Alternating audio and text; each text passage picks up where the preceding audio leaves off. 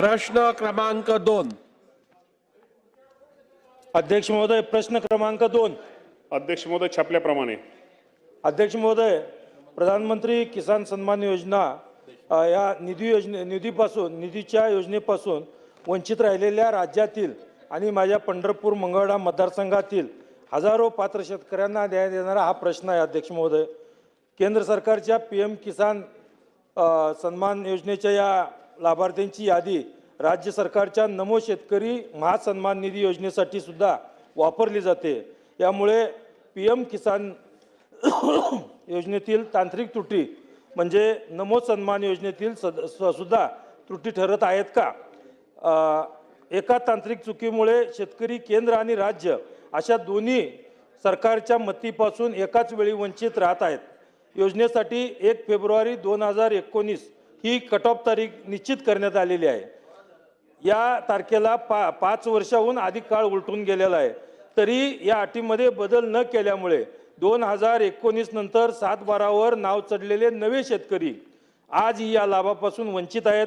अनेक कुटुंबाच्या वडिलांच्या हयातीत कायदेशीर वाटणीद्वारे जमीन मुलांच्या नावे होते.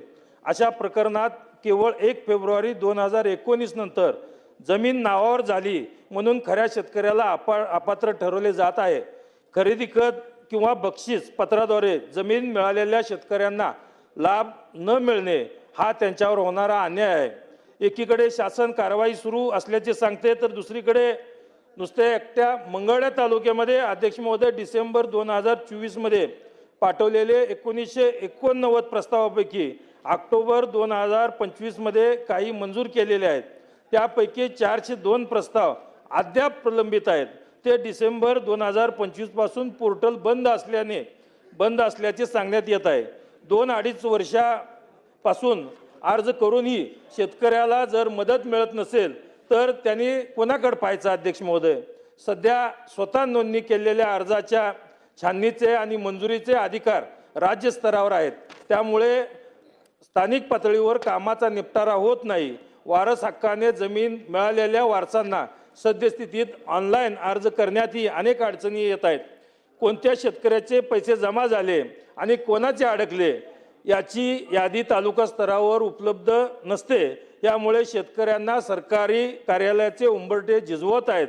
तर अध्यक्ष महोदय, मी या निमित्तानं शेतकऱ्यांच्या या विषयावरून मोठा असंतोष आहे.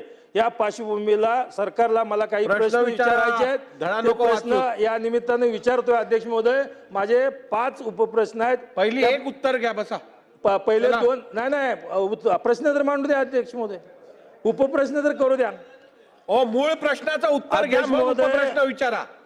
नुसत्या मंगळवेढा आणि पंढरपूर. अध्यक्ष महोदय, सदस्यांनी खूप चांगल्या सूचना शेतकऱ्यांविषयी त्यांनी मांडल्या.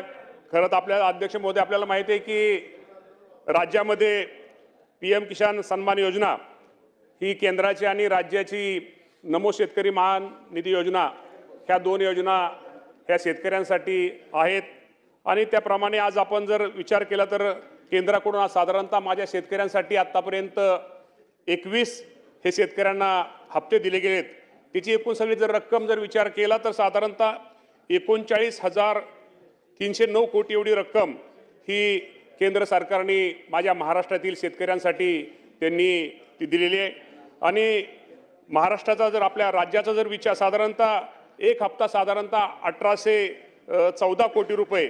मगाशी जे आपल्या सदस्यांनी जे विषय विचारला की त्यांच्या सोलापूर जिल्ह्याचा त्यांनी विषय विचारला, तर सोलापूर जिल्ह्यामध्ये साधारणतः 6,99,000 लाभार्थी पात्र शेतकऱ्यापैकी साधारणतः 6,82,000 शेतकऱ्यांना आतापर्यंत आपण त्याचा लाभ हा दिलेला आहे. त्यामुळं त्यांचा जो प्रश्न आहे की ही जी योजना आहे केंद्र सरकारची, ह्या केंद्र सरकारच्या योजना ही साधारणतः त्याचा कट ऑफ डेट ही पूर्वी ज्यावेळेस केंद्राने योजना ज्या आपण केंद्राने ते राज्याने त्याप्रमाणे राबवली साधारणतः 1 फेब्रुवारी 2019 की त्याच्या अगोदर असणाऱ्या शेतकऱ्यांसाठी 1 फेब्रुवारी 2019 नंतर जर कुणी नवीन शेती घेतली तर तो लाभार्थी तो शेतकरी यामध्ये पात्र ठरत नाही. आणि सदस्यांची भावना आहे बरोबर आहे की त्या 2019 नंतर फक्त वारसाला एखादा मृत्यू झाला तर वारसाला त्या योजनेचा लाभ घेता येतो, परंतु ज्यांनी नवीन शेती घेतली किंवा नवीन ह्या गोष्टी घेतात तो त्याला लाभ होत नाही. त्या बाबतीमध्ये आम्ही निश्चित प्रकारे केंद्र सरकारकडे आम्ही प्रस्ताव दाखल केलेला आहे. आम्ही वारंवार त्यांनी विनंती पत्र दिलेली आहेत. मी स्वतः कृषी मंत्री झाल्यानंतर माझ्या अगोदर मला वाटतं कोकाटे साहेब असतील किंवा हे असतील, आम्ही दोघांनी मी सुद्धा पत्र साधारणतः जानेवारी महिन्यामध्ये पत्र हे केंद्र सरकार दिले. कारण आता हे निकषामध्ये आता बदल करणं गरजेचं आहे. कारण काय 1 फेब्रुवारी 2019 नंतर त्यानंतर अनेक शेतकऱ्यांनी नवीन जमीन घेतलेली आहे. जे गरीब शेतकरी आहेत त्यांना हा योजनेचा लाभ मिळाला पाहिजे. या बाबतीमध्ये केंद्राकडे आमचा सगळ्यांचा पाठपुरावा चालू आहे. आणि सोलापूर जिल्ह्यामध्ये सुद्धा जे काय अपात्र त्यांनी जे सांगितले की काय शेतकरी पात्र शेतकरी आहेत, परंतु पात्र शेतकरी असले तर निश्चित प्रकारे त्यांना जास्तीत जास्त या योजनेचा लाभ हा राज्याची योजना असू द्या किंवा केंद्राची योजना असू द्या हा शेतकऱ्यांना लाभ दिला जाईल. जर आपण राज्याचा जर विचार केला तर साधारणतः राज्याने सुद्धा 7 आतापर्यंत शेतकऱ्यांना हप्ते दिलेले आहेत. साधारणतः 13,000 कोटी रुपये हे राज्य सरकारच्या माध्यमातून दिले आहेत. केंद्र सरकारच्या माध्यमातून 39,000 कोटी रुपये हे माझ्या शेतकरी बांधवांना दिलेत. त्यामुळे हे सरकार हे निश्चित प्रकारे शेतकऱ्यांवरती हे करणार आहे. त्यामुळे निश्चित प्रकारे सदस्यांच्या ज्या भावना आहेत, त्यांचे जे काही प्रश्न आहेत, त्यांचे जे त्या बाबतीमध्ये निश्चित प्रकारे नोंद घेऊन त्यांच्यासमोर त्यांची एकत्र बैठक घेऊन या बाबतीमध्ये निश्चित प्रकारे निर्णय घेतला जाईल. समाधानकारक आदरणीय समाधान अवताडे साहेब, समाधानकारक उत्तर मिळालं. आपण बसा.